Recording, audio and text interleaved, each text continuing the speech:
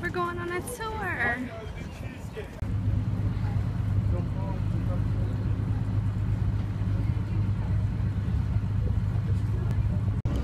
Here we go.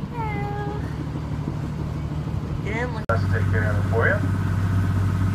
But a little safety information as we leave here. All of our life jackets are located in the white benches back behind the pilot house. We also have a trash can in the back of the boat. I ask that if you have any trash during our cruise, it's one of the most prominent parts of the Wilmington waterfront, and has even been featured in a couple of TV shows. That was the main courthouse in the TV series Matlock, and was the home of this Confederate general in the first season of Revolution.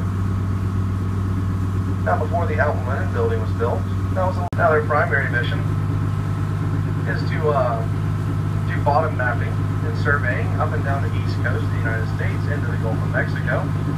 To map the near of the surface is listed as a hazard to navigation,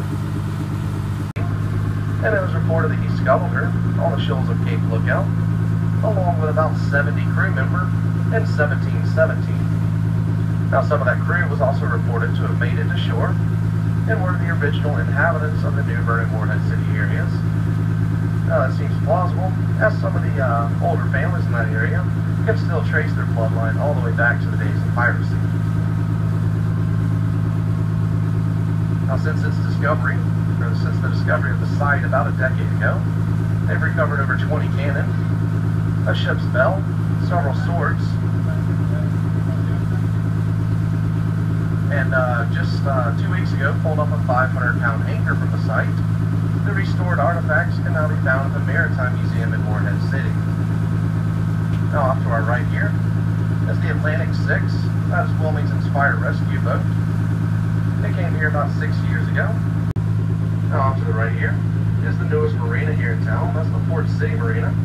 It's scheduled to open up later this month. The owner's hoping to get some of the snowbird business from the Intercoastal Waterway.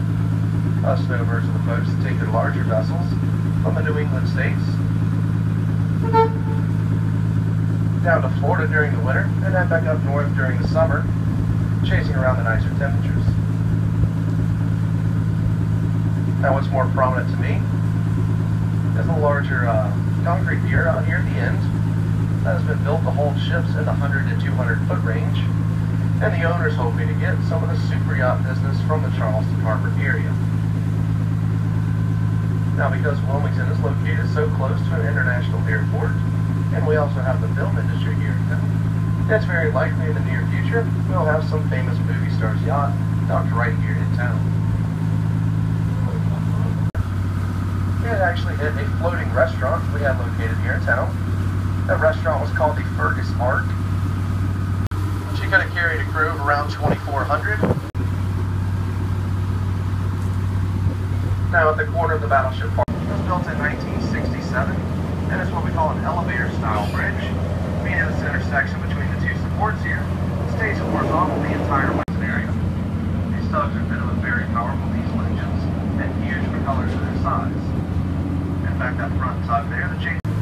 Now, off to our left here is the Wilmington Oil Terminal.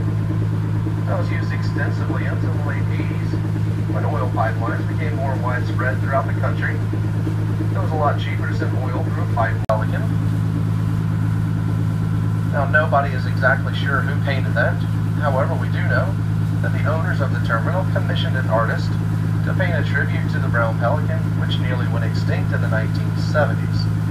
Now, that near extinction was caused because of our extensive use of DDT as an insecticide. Water. That creates a layer of turbulence that runs along the length of the hull. It creates a little pocket that the ship can slip through.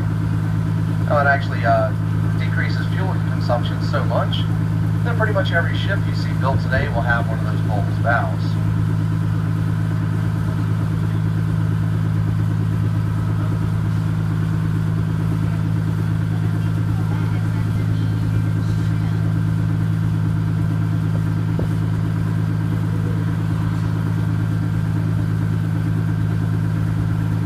Now, as we come up here to the water like that, it allows the sediment to build up underneath and delays the dredging equipment, which means that they can design ships of a certain size and a certain shape. Now, this is where I typically stop the narration and let everybody Captain John. If y'all have any questions as we head upriver, feel free to come and ask me, and I'll do my